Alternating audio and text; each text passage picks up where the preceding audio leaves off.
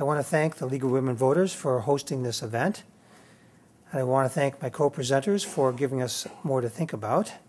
And I want to thank all of you for taking time from whatever else you had on your plate for the day to show up here and take this time to think about our future. So like John, I'm not an economist, so the question is, why am I up here?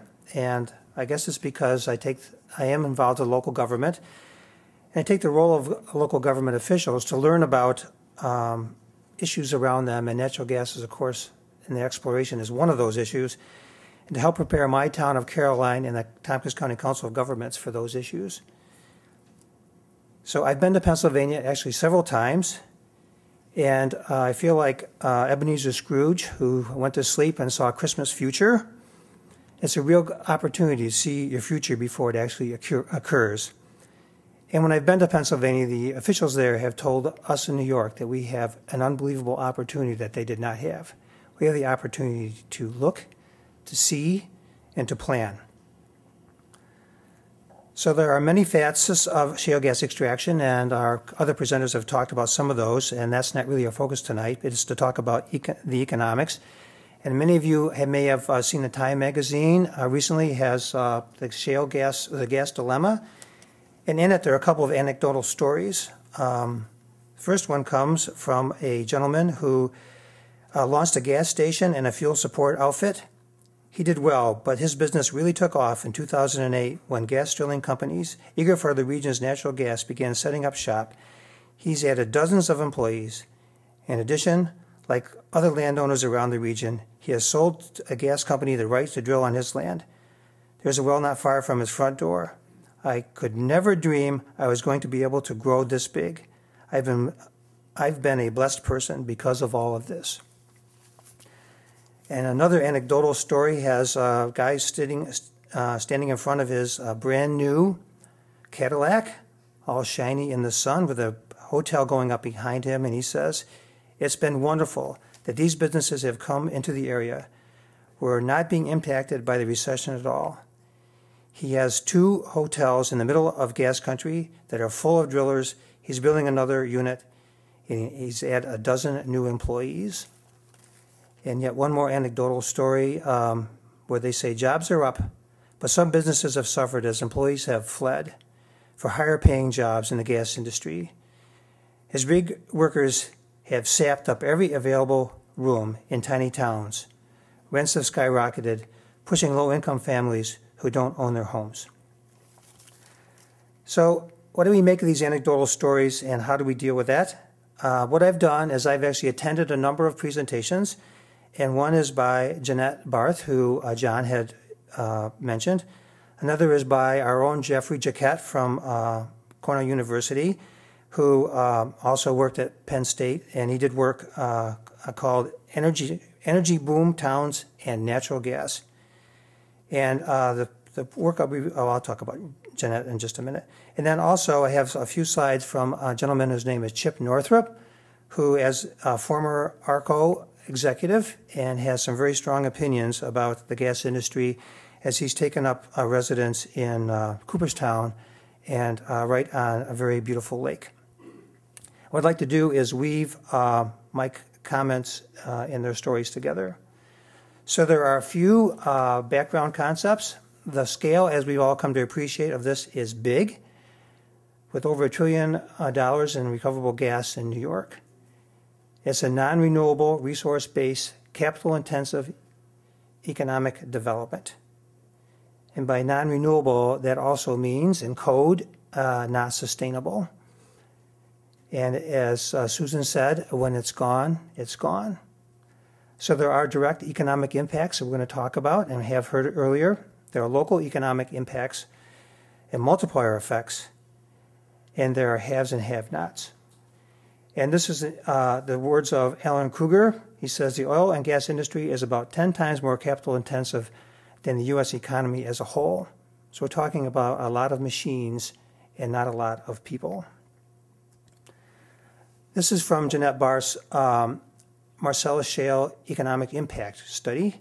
And she says, in light of the undisputed potential of economic harm from gas drilling in the Marcellus Shale, The principal reason advanced for taking the environmental risk is the positive economic impact that such drilling could have in New York State and its counties.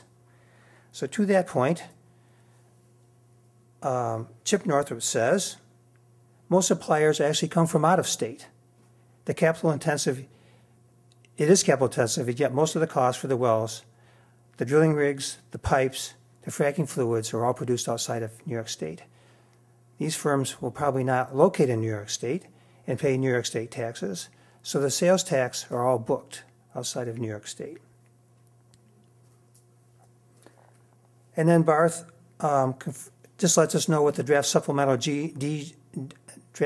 GEIS says about in the economics section. It says, from a 1998 DEC report, the reported earnings multiplier of 1.4 for the oil and gas industry in New York State is lower than many other manufacturing and service industries, partly because the industry on a whole is not labor intensive, and also because most of the companies which provide services to the industry are not headquartered in New York, but outside of New York. This is in our own draft supplemental GEIS. So our friend Chip Northrupt responds that the multiplier effect is actually a hoax, and when we look through the literature, most of the multiplier effects are actually quoted to be around 1.2, but Chip says that 80% of the money leaves the state. So the multiplier effect is 20% on what is left. And he makes the point, who cares what the coefficient is when there's so little money staying in the state from such a big industry. So Barth points out that in the Broome County Economic Development Plan of 2001, it shows that the multiplier effect of agriculture is 2.28. And the study concludes that farming should be encouraged for economic development of that county. Anybody who's seen information coming from Broome County would wonder if they've read that report recently. Actually, Susan showed this graph, but I have a little bit more to add to it. The money from the multiplier effect chart, this is actually comes from, I have a different logo down in the right-hand corner. This is from Tim Kelsey, who presented with Jeffrey Jacquette not too long ago in Watkins Glen. And this is direct revenue from from gas wells. And you notice when they stop drilling that the revenue drops off sharply, and that is a function of shale gas. Gas that comes from pockets that are sandstone or limestone actually peak out about 5 years after they've been drilled. But for shale gas, once it's been fracked, it drops off precipitously. And so that's what you're seeing here. As long as the wells are being drilled, there's a lot of revenue being produced. But once it stops, once you stop drilling, the revenue drops off very quickly. So this sounds like kind of a mixed bag of economic impacts. And what can we learn from all this? This is where Jeffrey Jacquette comes in on his analysis he had done in 2009, looking at past research on boom towns and natural gas. And these are boom towns from the 70s and 80s. He found that economic impacts can be mixed and not uniform, that inflation accompanies economic growth, and Susan had talked about this, that job growth is stratified, was skilled or transient, and bust cycles always follow. This is a summary of Susan's remarks. He goes on to say that there are 3 phases of gas extraction, and first is the development phase, which we've heard so much about in Pennsylvania. Of course, there's the well pad and the road construction, so pipeline construction. There's the drilling of the well and the fracking of the well, and all these activities add to the traffic and damage to the roads. And then there also is reclaiming that takes place after some of the drilling has taken place. And then we get into the production phase, which is longer lived and has a smaller and steady labor force. So there's trucking away of the waste that's produced from the well. There's monitoring production and the occasional workovers of the site. And then finally there's the reclamation phase. And Jeffrey goes on to say that his research found that there are 5 assumptions that people have about energy development, and I'm sure that many of us have held these as well. One is that rural residents will desire positions in the new industry. A large number of locals will apply for the available jobs. Local applicants will possess the requisite job skills. The industry is willing and able to hire a substantial portion of the local applicants. And finally, current unemployed residents will desire, seek, and obtain jobs with a greater frequency than those already employed. But after he finishes his work, he concludes, it is often the case that some, if not all of these assumptions, do not actually occur. Give an idea of the labor requirements. We talked about the different phases. So during the drilling of each Marcellus well, this is each well, requires more than 420 individuals across 150 different disciplines or occupations, translate into nearly 13 full-time direct jobs per well. But once drilled, every 100 wells generates 18 long-term full-time jobs. And then there are also indirect employment impacts that come from this. Oh, going back. So this is some work that's an actual study that was done on the Jonah and anticline fields in Wyoming. And the red shows the development phase with all the activity and the number of jobs that were produced. And then you see on top of that, you start to see the production blue show up. And then after we've gone out for a bit of time, then there's a few jobs left with the reclamation in green. So you can see the huge impact of production. And once the of the development of the wells, and once the development is done, then we are left with very few jobs. So how does this affect existing businesses? This is more work from Jeffrey Jacquette. Local businesses often receive greater sales activities. They often are shifting their service focus to the gas industry. Proprietors also have to fight high inflation rates, worker shortages, and changing ways of doing business. And these changes will result in greater rate of turnover among ownership and increased incentive to sell to outside interest. The research has found that the rate of failure among small businesses in boomtowns is above the national average.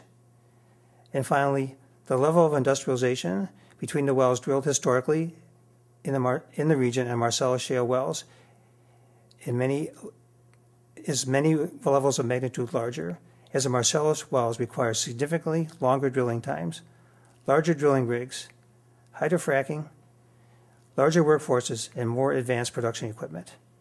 Many residents may expect the Marcellus development to resemble the relatively quick and easy drilling practices of earlier in the shallower fields. So he concludes his work by saying that gas development can be a two-edged sword. Experience in other states suggests major impacts on existing businesses and employees, with very high wages in the industry, raising wages in other sectors. And the cost can be very high cost of living, with inflation rates higher than the national average, and average rentals increase due to the rental rates increase due to the housing demand.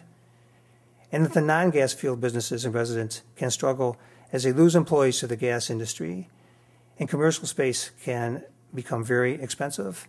When I was meeting with some local officials in Pennsylvania, they all mentioned that the bulk of their staff had left to take jobs with the gas industry. And so, along with Jeffrey Jacquette in Watkins Glen a month ago was Tim Kelsey, who presented this slide with work that he had done on impacts on type of businesses in 2010. So he looks at the type of business, the effect on their activity and sales, and you can see that business had changed for most of them, and also the sales increase for most of them as well. So that there's there are impacts on the type of business. One measure of business activity, of course, is traffic, and all of our previous presenters have talked about this as well. So you will see in the green and blue colors the 5-year average for 4 spaces in Bradford County that have traffic count data. And then you will see that the green and for the 5-year is truck traffic, and the red for the 5-year, for the 2010 only, is truck traffic. And then for all vehicles, it goes from the blue to the black.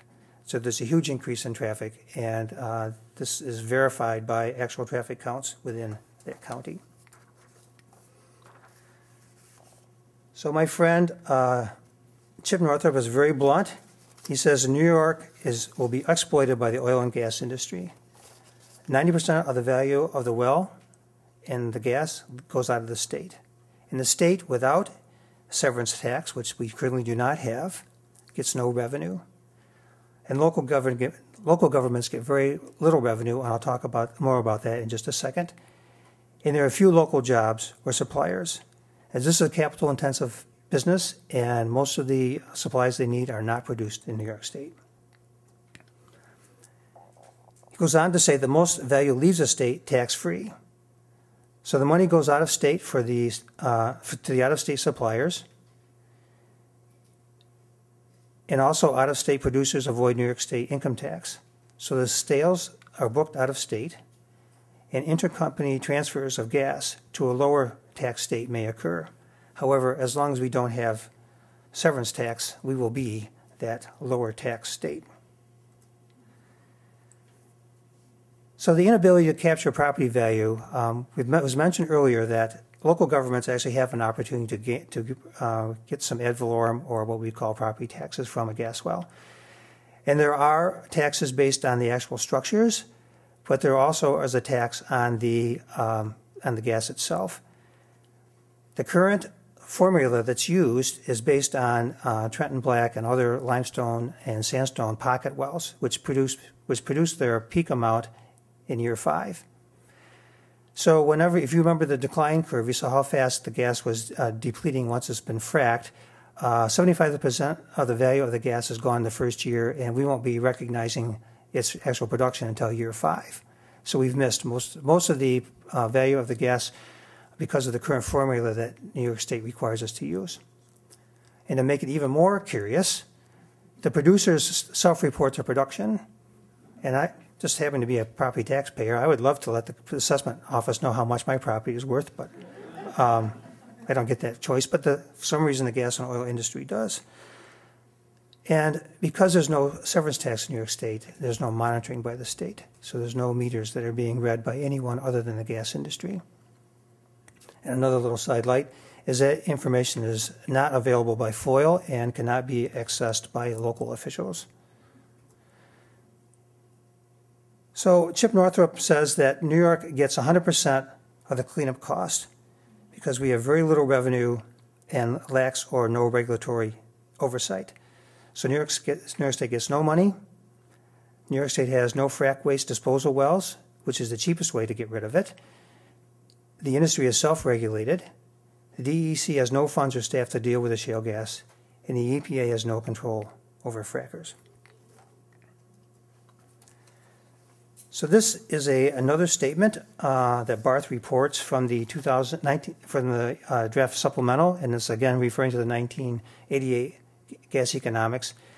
And it says, unfortunately, it is difficult to assign precise monetary values to aesthetic benefits such as the beauty of unspoiled wilderness. The monetary value for improvements in such areas as clean water, clean air, and clean soil are easy to estimate and assign by using parameters such as increased property value, decreased healthcare costs, increased recreational and tourist use, and improved production for forestry, fishery, and agriculture. The report even goes on to state that most experts in this field agree that in most cases it's much cheaper to prevent pollution than to restore environment after it has occurred, which is very curious for anyone who has read the draft supplemental that they would make that statement. And so a chairman of the Board of County Commissioners, which would be like the chairman of the Board of Representatives in County Legislature in Tompkins County, and made this statement after the Leroy gas well blew out a little over a week ago. And part of this is he making the statement to the governor. He says, the Marcellus Shale, with the environmental damage that has become an everyday reality in Bradford County. I continue to see our counties, townships, and boroughs struggle with the complex issues of development with no financial or logistical support. Sounds probably very familiar to those of us who've been hearing the story about property tax caps and the state budget. He says, I have heard politicians in complete favor of the gas industry use this phrase, we don't want to kill the golden goose. Well, I would like to state, for the record, that the golden goose does not exist. It's no more a part of reality than the Tooth Fairy, Santa Claus, or the Easter Bunny.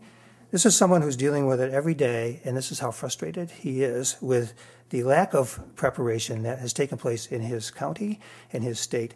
And so brings me to my final slide, which is, how do we prepare for this? And what planning can we do to be proactive? And there are 3 things that I will suggest here. Focus our needs has to be on the future, after the boom, and not the present or during the boom. We must view Marcellus as a potential means to improve the economy, social organization, and human capital, physical and infrastructure. Gas extraction by itself is not an end. And finally, we need public engagement, social networks, collaboration, and communication to address the long run and how Marcellus fits in. This is real hard work, and it will require the combined energy and wisdom of the local governments, the League of Women Voters, the citizens, and the business community. I thank you.